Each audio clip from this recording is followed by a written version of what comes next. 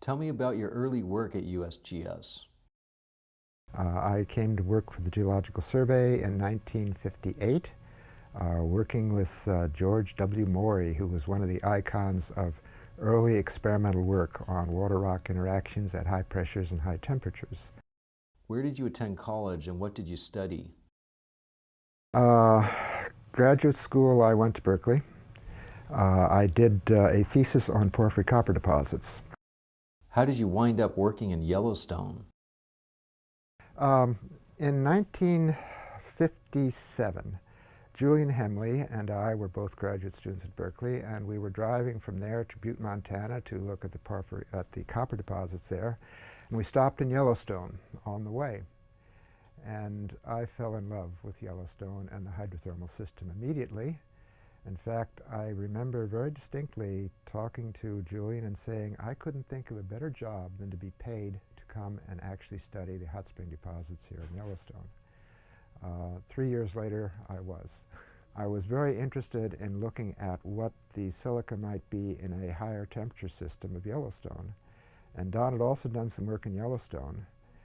So we talked a bit, and he very graciously volunteered to take me and a few of my then associates in Washington to Yellowstone to show us around to get started.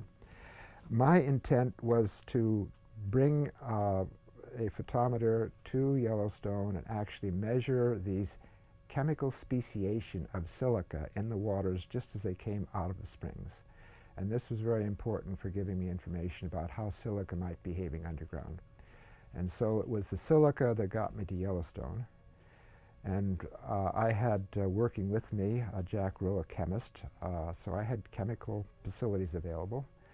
And we decided, well, we didn't want to do this just silica. Let's collect waters and measure everything we could in the way of major elements in the waters, which we did. So that got me to Yellowstone in 1960. What was the focus of your work there? Well, there are a lot of questions we had. We wanted to know where the waters came from, whether there was a magmatic contribution to the waters and gases or not. We wanted to know how much water was coming out, and above all, we wanted to know what the temperatures were of the source areas for the specific geyser basins and hot springs and geysers in those basins. So the silica turned out to be the first pathway to this, which was through the silica solubility work, I came up with what's called the silica geothermometer, which later had a lot of application elsewhere. So then we started in looking at other types of geothermometers involving alkaline minerals, and then mixing models involving mixing of high temperature waters and low temperature waters to estimate underground temperatures. And when the possibility for drilling came up, this was a golden opportunity to verify some of our estimates of what the underground temperatures really were, and to see if indeed at depth quartz was determining the amount of silica in solution, which had been the direction we were taking, that we felt that yes, quartz should be, and it turned out it was. To what degree was that work contributing to the larger understanding of Yellowstone geology? We had a lot of information when we started working there about chemical compositions going all the way back to a first paper published in 1888 by the USGS looking at the compositions in Yellowstone. There was a major study done in the 1920s by Allen and Day. They tried to sample each one of the springs that they could get to in the park. And so when I came on, I wanted to know whether the water compositions were changing in time from year to year, or even from season to season in the park. And so I also, through the silica work, had published the solubility of quartz, and I was very interested in then applying this as a chemical geothermometer. About then, I attended a meeting in 1965 in New Zealand, and when I got there, I found that the New Zealanders had taken my published solubility work and were using it to estimate changes in temperature of the Wairaki field. At that time, in order to monitor how temperatures were changing with production, they had to shut down a well, go through and send a temperature measuring device down, get it out, and this was costing money because they weren't getting the production. And it would take a month or two to do the whole field, and then they found that they could use my calibrated quartz geothermometer and in one day collect sample from all their wells and within 2 degrees Celsius determine the underground temperatures of the field. So I was this was for downhole samples. I was dealing with hot springs. And so I really wanted to find out how much change in silica concentration there was in the waters coming up from depth to the spring waters. And the drilling was a marvelous way of getting at what was going on because the drilling allowed me to collect underground temperatures. I was also very much interested in looking at basin to basin and see how they related to how the water compositions in those basins related to one another. And so I was very much trying to find if there were any unifying factors. And by that time, I and my associates began to have a pretty good idea, particularly Alfred Truesdale, who was working with me, of what the temperatures were in the individual basins, and we were expanding on this work. So we were still groping around for a major unifying model, and when the drilling started, we didn't have that model yet, but we were on the way. Did your drilling work overlap with Bob Christensen's mapping work? When I first started working in the park, we knew that it was a volcano. We didn't have that much more information except from Joe Boyd's thesis. And so about then, Chris started working there. And we had a lot of very close contact with Chris and others because during part of this work, we actually shared field camps in which we shared eating facilities and this sort of thing. And I was really interested in the volcanic aspect, even though volcanoes weren't my thing, because I knew that the porphyry coppers were, I thought that the porphyries were subvolcanic, and Yellowstone was giving me a bridge between my thesis work and what was going on in Yellowstone. So I was really interested in talking to Chris a lot. I went on a expedition with Chris to the Mare Plateau, so I had a couple of weeks with Chris in the field. We were working on horses, and great communication. By then I'd moved out here, and so we walked down the hall and talked to each other. Tell us about unusual spring activity in the park. I had worked for parts of 2 either spring or fall seasons in the park, starting in 1960, 61, 62.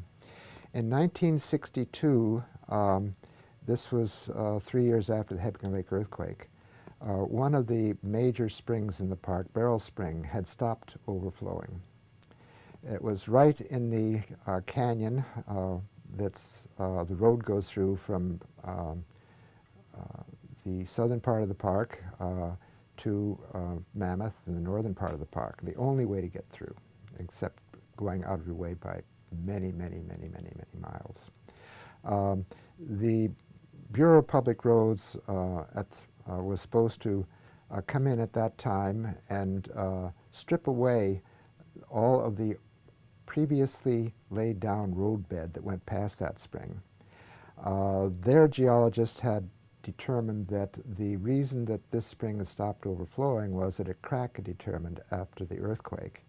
And as a result, the water was flowing out from under the road, and they had hot spring water coming out from under the road. And the superintendent of the park at that time, Mr. Garrison, really liked that spring. He wanted the spring put back to the point where it would overflow again.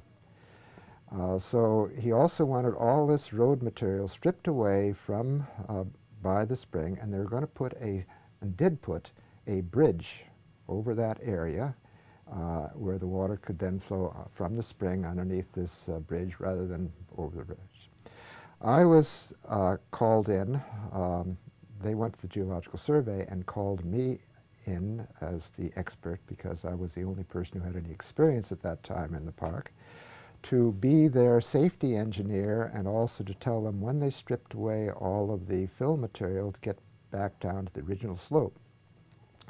I came in and I assessed the situation, and I determined that they were having a new spring right under the road. Did this in various ways. I had a thermistor with me, and I got a little spike, and I pounded some holes into the ground, and I did a temperature survey.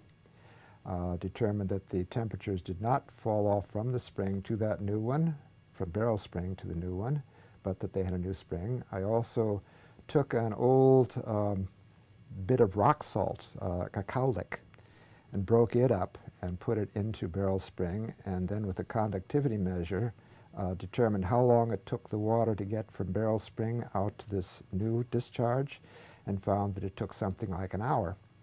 So I knew they were connected, but connection was deep. The Bureau of Public Roads also wanted to dig a 10-foot deep trench between the spring and the road and fill it with impervious material, which was going to be montmorillonite clay, and therefore stop up the leak. Well, I knew that this would absolutely destroy the silica sinter that was coming out there, and if they did that, they would get nothing but new springs and possibly destroy all possibility of even repairing the road or putting in a new road. In fact, they might take the road out forever. So the Park Service wasn't on, for some reason, too good terms with the Bureau of Public Roads at that time. And so I was with the Park Service, and the Bureau of Public Roads was on the other side. And so when we actually got around to digging up the old road, lo and behold, there was a new spring. Furthermore, when we did this, we found that there were at least 3 or 4 different roads had been put in, one layer upon the other, and each road was repaired at that same spot where a new spring had come up. And each repair job was by putting in more cement, and each time the new spring would work its way around the cement and eventually come out again. So the engineers were going to do the same thing with this new spring. They were going to dump it full of cement. One of the problems was that they had prefabricated the bridge, and one of the bridge abutments was going to be where the new spring was. And they could only move the bridge a few feet one way or the other. So they were going to have this bridge abutment on this cement fill, that plug that hadn't worked in the past. So I said, no, we're not going to do that. And furthermore, we're not going to dig that trench, which was another major problem. So I designed a cement vault that would raise the level of the water inside the vault to the point where its water level would be higher than that of the spring, reasoning that the new spring would then come out the Beryl Spring, the shortest way, instead of there. And we then kept it open so that the pressure wouldn't build up in that vault, and we vented the steam to one side. And I guaranteed that it would work for at least 10 years, and so now they're finally getting around to doing something about it. The vault is going to be left, but the bridge is going to be replaced. Furthermore, we got them to not dig the trench, but the contract called for the contractor to dig all this clay out of a pit over near the Yellowstone Canyon, and truck it, which was going to be a very expensive operation, to fill in this trench. So they still insisted on trucking in all of this clay material and spreading it around, which I couldn't get them to stop, and it turned out to be just exactly the wrong thing to do, because I think it has led to a lot of the demise of the timbers that they put in place, because it allowed conditions to go acid sulfate there. Anyway, as a result of this, John Good, the chief naturalist, and the superintendent were fairly high on the USGS. And they felt that we knew what we were doing and that we could handle hydrothermal situations. And this quite possibly could have smoothed the way when we came back to them and said we would like to do some drilling to really understand what's going on underground. So at that time, the personnel in positions of authority in the park were very favorably disposed to the USGS. They, at that time, could essentially do whatever they wanted. And even though there was some internal dissent within the Park Service about whether we should do the drilling or not, what the superintendent said was law, and we did it. How was the drilling plan developed? This evolved because in anything like this, you want to learn from your past experience. We had an idea of the kinds of environments that we wanted to look at. We had made some decisions about the particular basins. We had to stay away from Old Faithful and any of the major features in the park, but other than that, we were given pretty much free rein. We wanted to do our drilling where we could be seen by the public in the wintertime, or at least in the fall or early spring. During the summer, except for one well, we tried to stay out of the public site. The one well where we were in real public sight was the Y5 drill hole, which was right next to Pocket Basin, which was the hydrothermal explosion area. But then we would drill a well, see what we were getting, and then decide on the next one. And so we were pretty much making up our specific drill sites as we went along. In some cases, the Park Service gave us better drill sites than we drilled that we dared ask for, because our sites would have required cutting down 3 or 4 trees, and the Park Service would rather have us closer to some of the hot springs and not cut down any trees. What was learned from the drilling work? One of the things I was really interested in was getting downhole pressures. At that time, we didn't have electronic equipment to do pressures, and so I came at it from an experimentalist in which I had been using flexible stainless steel tubing to get my pressures to my vessels in the furnaces and so on. So I thought I could measure downhole pressures by putting a tube to the bottom of the well and measuring a gas pressure against what was down there. This was fairly effective. So we got real temperature measurements, we got good downhole pressure measurements, and downhole pressure measurements were the key to understanding what was going on with the geysers and that sort of thing. We got downhole water and gas samples so that we got real information about what was going on down there. Another thing is that Pat and co-workers, Alfred and Don, had just figured out that these hydrothermal explosions, massive hydrothermal explosions, were taking place there, and that they were controlled by increase in pressure of this water. I was interested in knowing what happened to the underground pressures and temperatures during the glaciation. So the drill core provided access to fluid inclusions. So I had Keith Barger put onto my project for a while, part-time, to look at the fluid inclusions in core, and we determined that the inclusions showed major increases in temperatures at various depths. Some temperatures were as much as 280 degrees Celsius in the past, where present temperatures were only 160 degrees Celsius.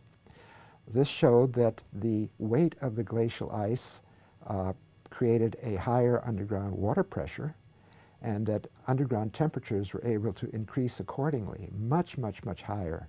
And so actually during the glacial period at a place called Porcupine Hills in Lower Geyser Basin, waters were flowing out at the then ground surface underneath the ice at temperatures as high as 160, 180 degrees Celsius, compared to 92 degrees now. So toward the end of the Ice Age, there was a lot of excess thermal energy stored in the rocks, which could then be converted to energy to these hydrothermal explosions. To what degree was drilling a way to get geologic information? Well, of course, it gave us core. And what the core gave us was not only geologic information, stratigraphy, how deep the glacial fill was, what the different types of rocks were. It also gave us history, because we could look at the veins and see cross-cutting relationships of veins. We could look at the nature of the alteration around the veins and whether it remained the same or not. We could look at the minerals and the fluid inclusions. So we got history of what had gone on since the materials were deposited that we were looking at. Was it exciting to work in Yellowstone?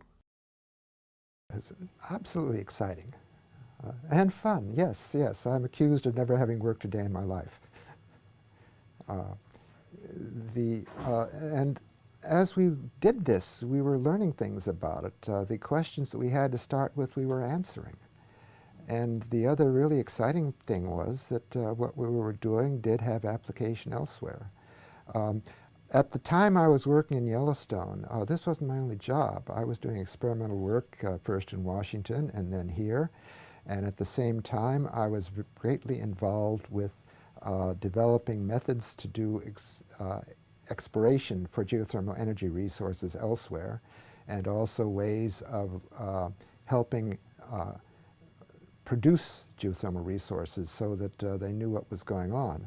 So I was going back and forth from what I could learn from drilling in geothermal systems around the world to Yellowstone, and so this was exciting to do. What was unusual about the drilling operation in Yellowstone? Well, that was not considered that interesting. The economics are at greater depths. At that time, you wanted to have at least 200 degrees Celsius. Today, they're working at much lower temperatures. But then 200 degrees to 240 were kind of optimum.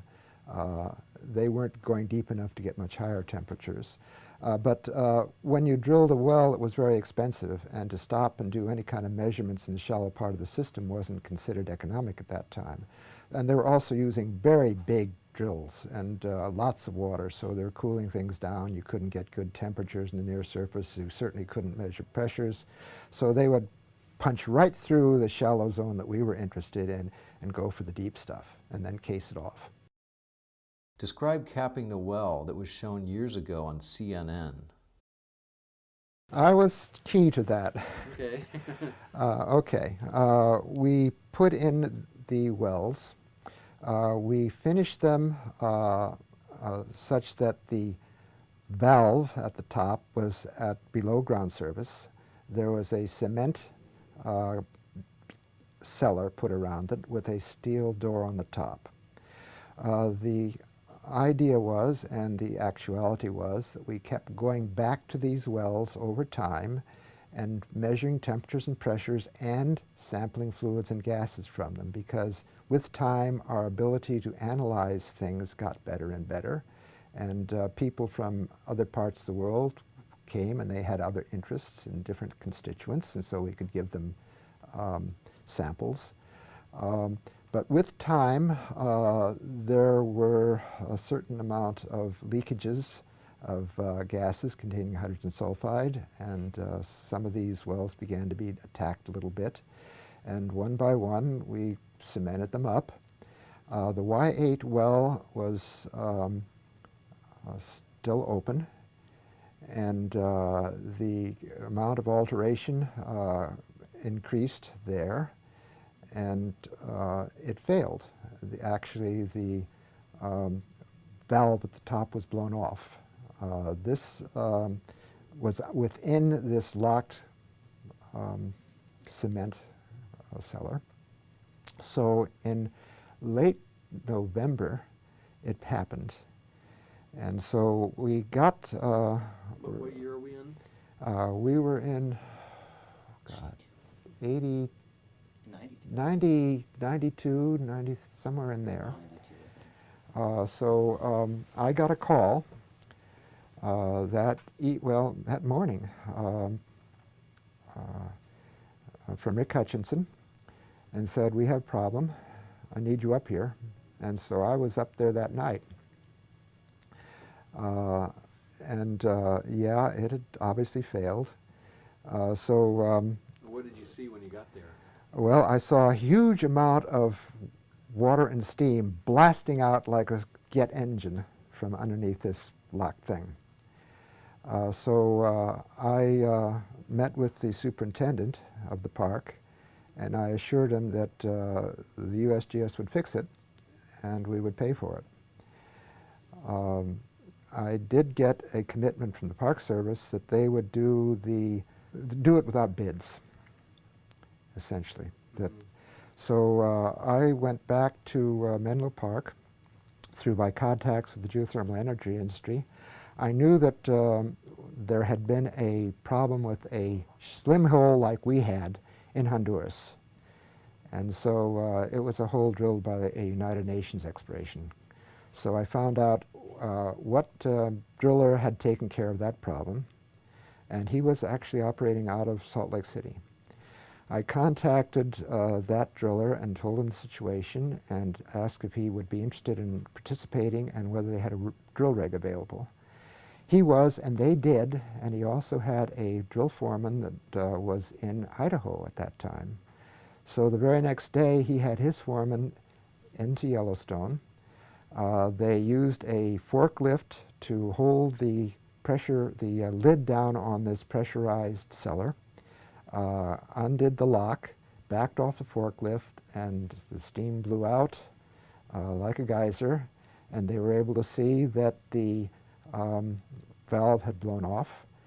Measurements were made of exactly where the pipe was within the cellar.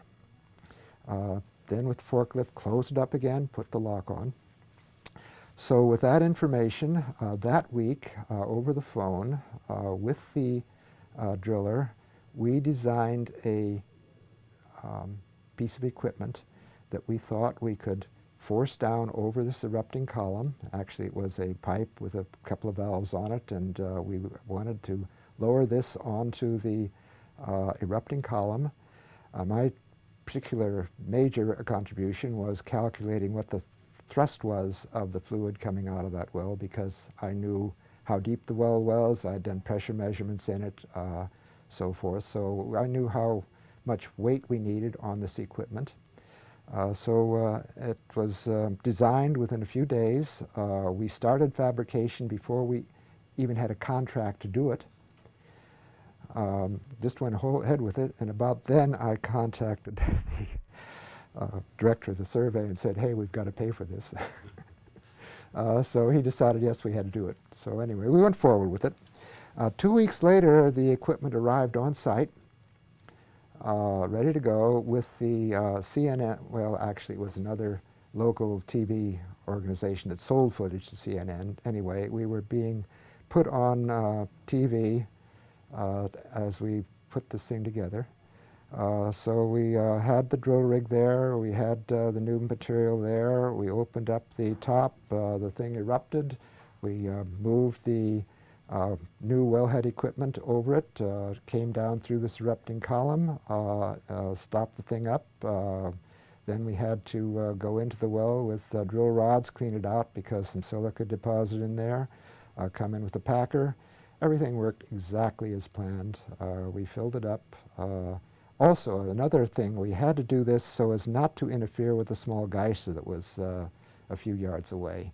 We had intersected the channel bringing the water to the geyser during the drilling, so that we knew that we were on that channel of upflow for the geyser. And we dare not stop that geyser by cementing up its thing. So we pumped in just enough concrete to fill up the hole without affecting the geyser, and it's doing fine. Go ahead and add to what you were saying. It was very important that we get this well Y8 under control very quickly, because the Park Service was closed temporarily while there was a transition between the summer period and the winter period. In the winter period, they had to bring snow coaches in over snow with people. And so after a certain point, the Park Service could no longer plow the roads. They had to let snow accumulate. And that point was very rapidly approaching.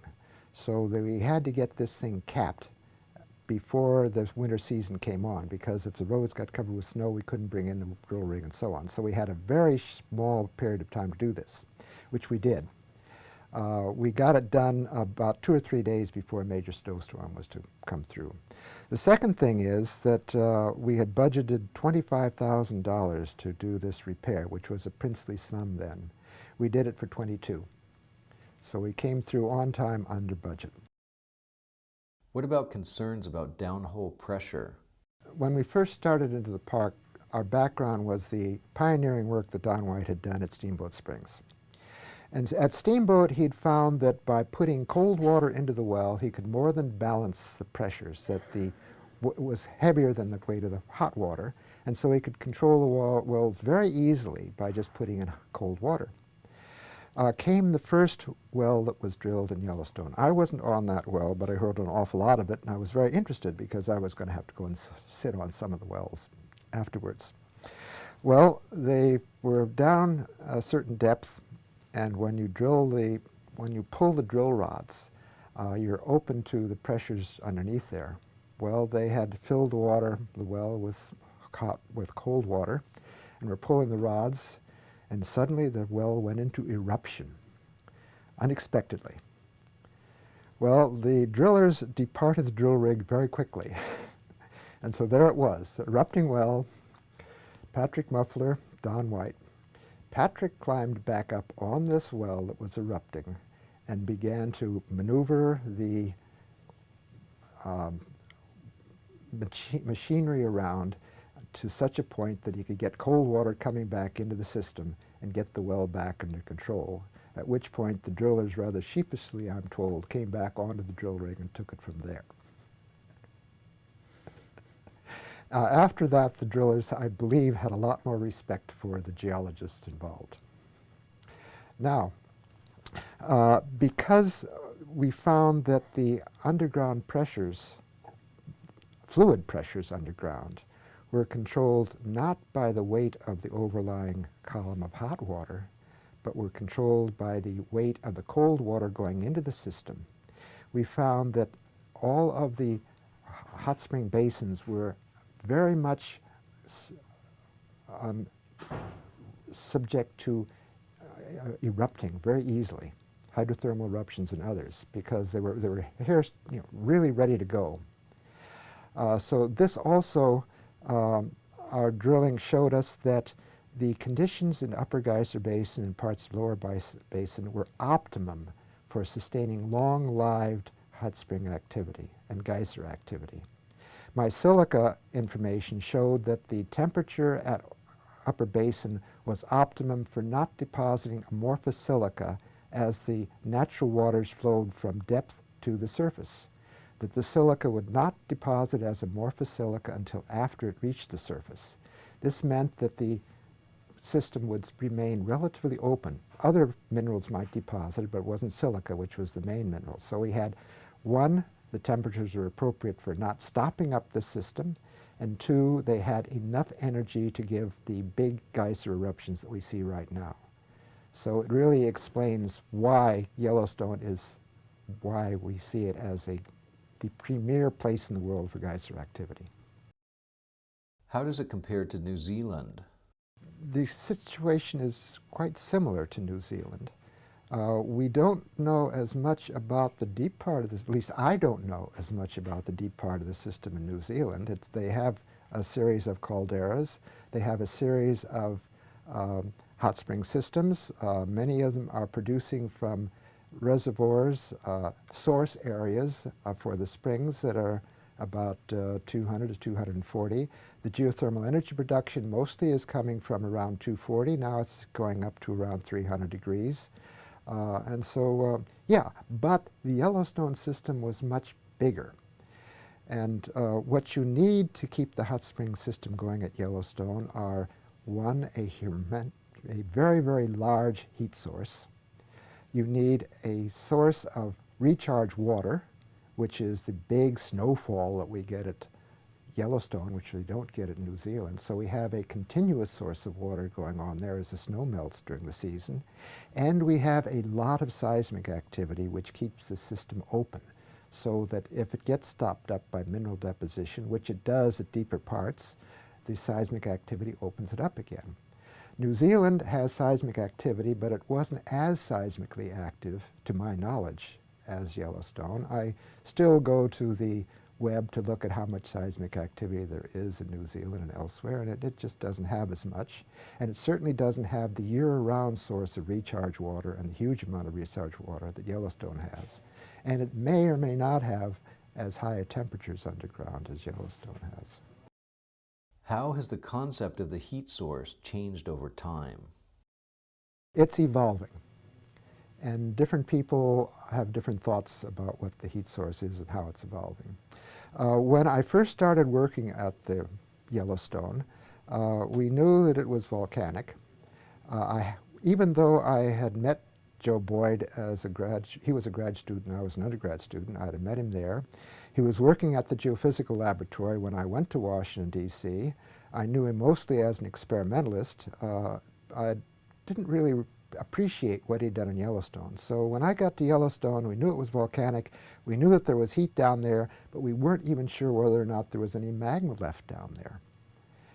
And so then it was through association with Chris that suddenly the whole concept of what was going on came into focus. Very early on, the thought was that we had magma underlying the Yellowstone caldera at fairly shallow depth. Underneath the whole darn caldera.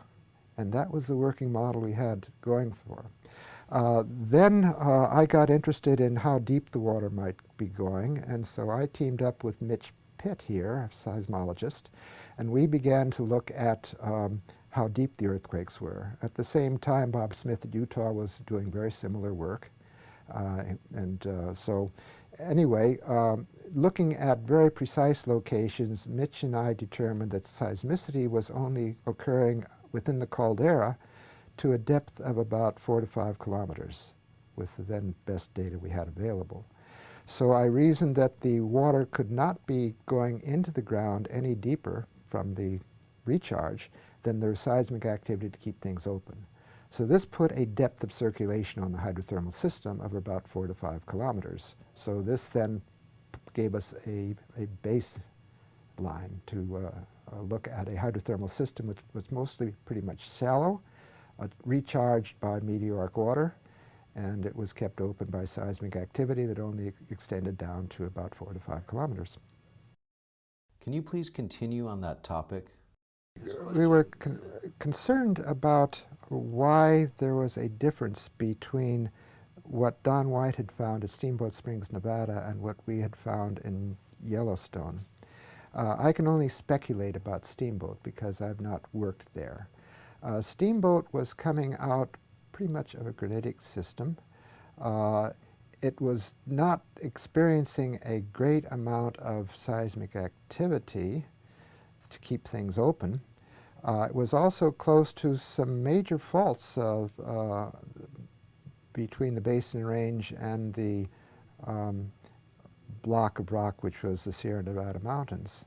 I can only speculate that the early seismicity that opened up the hydrothermal system at Yellowstone, or rather at Steamboat Springs, had opened up fractures in the rock, but the system was not so hot that there was a lot of movement of really hot waters from underground to the shallow part of the system. So that hot water wasn't getting much hotter than about 200 to 210, 20 degrees Celsius at Steamboat. So it wasn't picking up enough silica to stop things up. So even though seismicity may have occurred a long time previously, it was remaining open. And so for that reason, the water was able to get out of the system fairly readily without depositing a lot of silica. 200 degrees, very little silica is going to come out on the way up. So the pressures in the upflow zones were controlled by the weight of the overlying hot boiling water, not by the weight of the recharge water. And this is saying that the permeability of the recharge water was relatively restricted, whereas the permeability along the flow path of the discharge water was really wide open. At Yellowstone, it was just the reverse. The permeability in the recharge path was being kept open by deep seismicity, which was opening up things, and the large amount of silica in the water was stopping up flow out of the system, so that we had the reverse going on. What was the difference between Steamboat and Yellowstone? A major difference between the hot spring system at Steamboat Springs, Nevada and Yellowstone is that Yellowstone is a much hotter system at depth. The drilling that has gone on at Steamboat Springs, the water that is being produced for geothermal energy is coming from source areas which are only around 200, 210 degrees, something like that. And at these relatively low temperatures, there's very little material that is deposited on the discharge part of the system. At Yellowstone, we have much, much higher temperatures. The waters, deep flowing waters there dissolve a lot more material, and they begin to deposit that material as the water flows toward the surface. So things get very much stopped up. You're kind of putting a stopper, or at least you're putting a faucet on your water system. You have high pressures in your household water system because people have valves to close it off. And so at some point you have the source area for your water, which is way off in some kind of holding area, and it flows underground, and water pressures are kept high because the source area pressure is high. At Steamboat, it's as if everybody opened up their valve at the same time at the surface, and so water pressures have dropped. Describe Don White's role in all of this work. Don White, as Patrick noted, was one of the great icons. He had studied Steamboat Springs. He had studied what was going on at the shallow part of the system. He was very, very generous with his time and his comments and so on. He was very, very generous in coming with me to Yellowstone. And then when we were in Yellowstone working, most of the time Don would be on a well and I'd be back in Menlo Park, and we'd switch places. So I wasn't with him in the field very much. But we argued a lot about what was going on. And Don, most of the time, was right. And Don would stick to his beliefs until he was convinced that your arguments were sound. And as soon as he determined that your arguments were sound, he was very good about saying, okay, you are right, and very graciously would say, go ahead with what you're doing. And so he was great to work with. He made you really be clear about your ideas. And then if you were right, he'd say, fine. If you weren't right, go back to the drawing boards. Don was just a really good scientist, and a great scholar, and a marvelous gentleman, marvelous to work with. Describe collaborating during field work. Before Chris started to work in the park, Chris looked at all the maps, looked at the topography, and drew out what he thought was going to happen. And so then talking within the park, we would sit down and he would sort of turn a page and say, hey, it is. You know, this is the way it is. This is the way we thought it should be, and it is the way it should be. And of course, I was working in a field entirely different than Chris. Chris was doing the geology, and I was working on the waters. And so, but we had a very diverse group of people working in the park. Chris was doing the geology, which was marvelous. Don was sort of an overseer of things. Eventually, working in the park, we had geophysicists come in. We had people working on the glacial picture. Jerry Richmond was the one I most had. And so it was just every day we were learning something new, and we were talking to each other at night and what we'd found.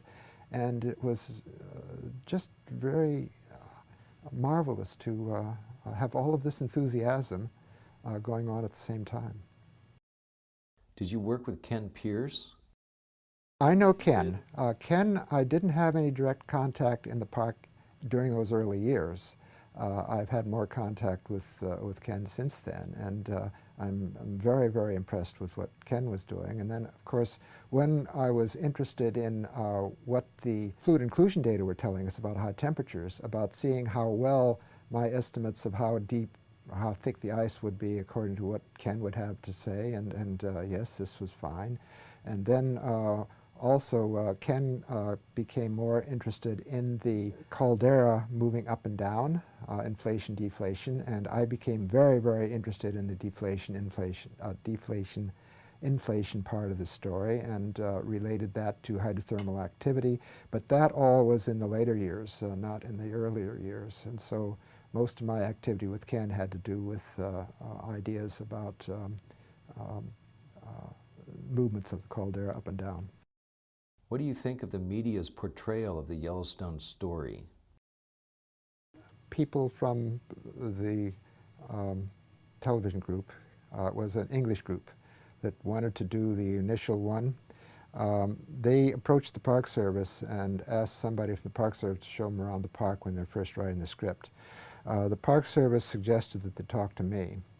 I was going to be in the park about the same time they were at another meeting, and so I ended up showing the group the producer and the writer around Yellowstone to come up with the first storyline. I spent most of that time trying to talk them out of it, but it was obvious they weren't going to be talked out of it.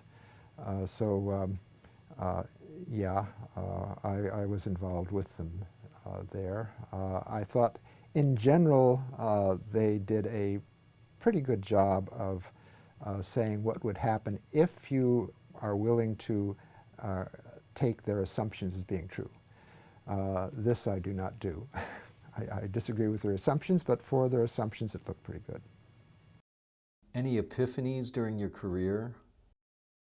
In terms of whether I made great discoveries while I was on a drill rig, the really great discoveries came with the first two wells that were drilled, and those were Don's and Patrick's. And so there are lots of moments where things happen, but it isn't that I was in the field and suddenly realized that something was there. A lot of my major feelings of breakthroughs actually didn't come in the field. They came when I had time to reflect on what I'd been doing in the field.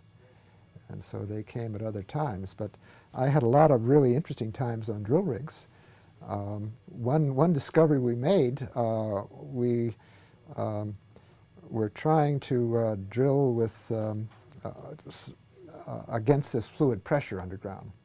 And so one thing that was tried on the Y3 drill hole, and I think I misspoke earlier about saying that we drilled where the public could look at us and saying it was Y5, no, it's Y3.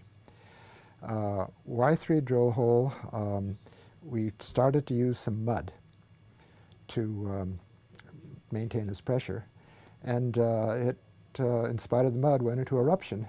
And so instead of having water which cools down pretty rapidly by evaporation, mud stays hot very long. And so we were getting very hot, sticky mud thrown over everything. The drill rig, the drillers, everything. And so we learned very quickly. It was a real breakthrough then that we didn't want to drill with mud. We wanted to strictly stay with hot water. So that was kind of interesting to do. Actually, we were in a situation where we were trying to set the first major drill string. What we would do is we would drill about 10, 15 feet, enough pipe in the ground to set a 4-inch valve at the surface. And then we would drill through the valve to about 100 feet to the point where we found our first solid rock, and then try to put 100 feet of casing in the ground. And so we had about 10 feet of pipe in the well, and it went into eruption. It was throwing stuff all over the place, and we had to get back into it to get our casing in. So we had to lower the casing pipe with chain rather than the usual way from the top of the drill rig. We had a chain around it, and we're lowering it in through this 4-inch pipe, hoping that it wouldn't fail. With the whole thing erupting the whole time, we were putting this pipe into the ground. And so that was, by then the mud was all gone, so it was just hot water coming out. So that was a rather exciting time to try to get that pipe into the ground at a place where the public could see what we were doing. Well, was the public watching all that? The public came through every morning. with a guided tour. Because by then, Patrick and Don had told the Park Service about what Pocket Basin really was, and we were drilling right on the side of Pocket Basin. So the Park Service had decided that they were going to hold a tour into Pocket Basin to show people a hydrothermal explosion crater. So we were also right on a road, which was a side road, a fountain flat road, but people were going around there. And it was also a road that people liked to go on to see game at night and so on. So yeah, people were coming by, and so we had a big sign out saying USGS, danger, stay away, and so on. And I think you have a picture of that that was been given to you. So when the tour came around and when people came around and stopped, one of my main things was to talk to them about what we were doing. And very commonly, the initial response was very hostile. What are you doing drilling in this park, and so on. And by the time they learned what we were doing and why we were doing it and what we were learning, the response turned right around and people went away supportive. What are your personal feelings about Yellowstone? Well, it's been a very, very important part of my life. It's been a very important part of my scientific growing up.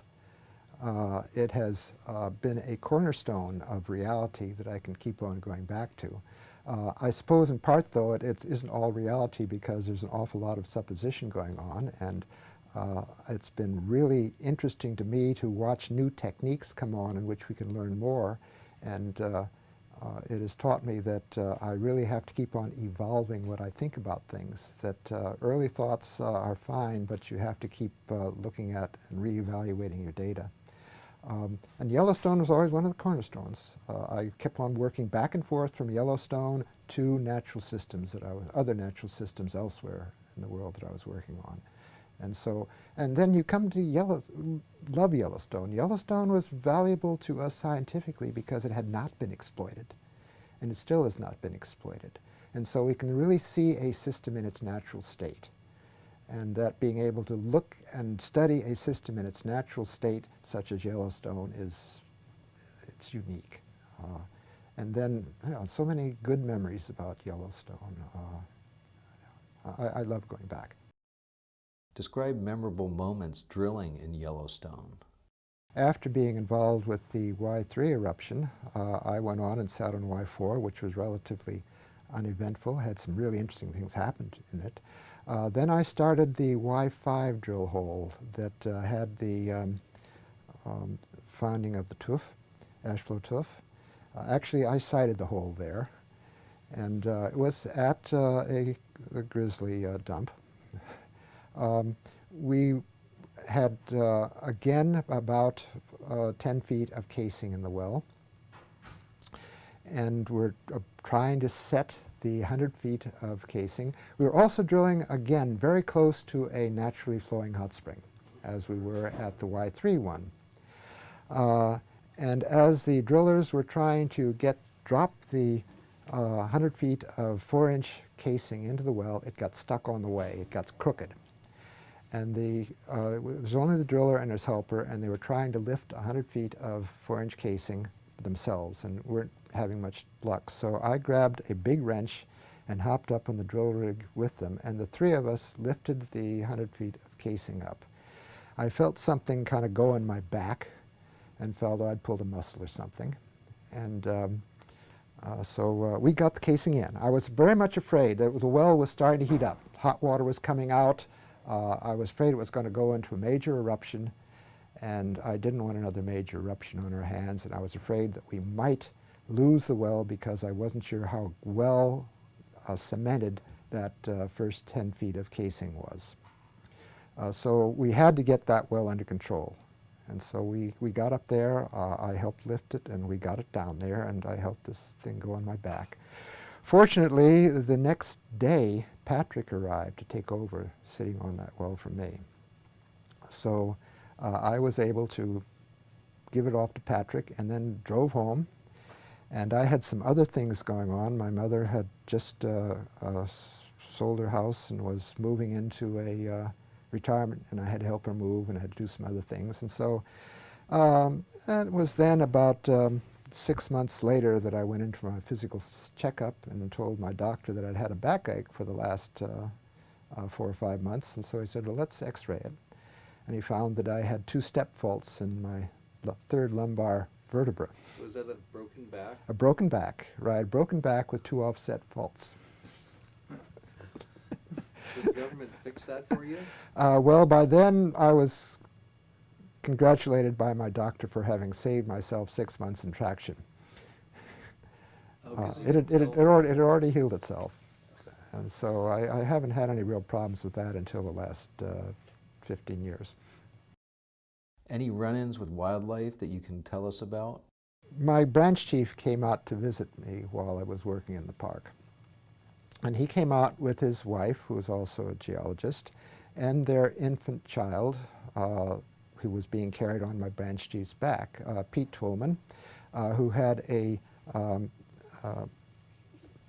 false arm and hand.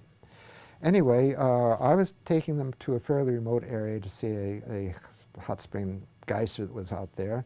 We were walking through a lodgepole pine forest, and the lodgepoles weren't very tall in that area. And as we were going, I suddenly heard what seemed to be a large animal move in front of us.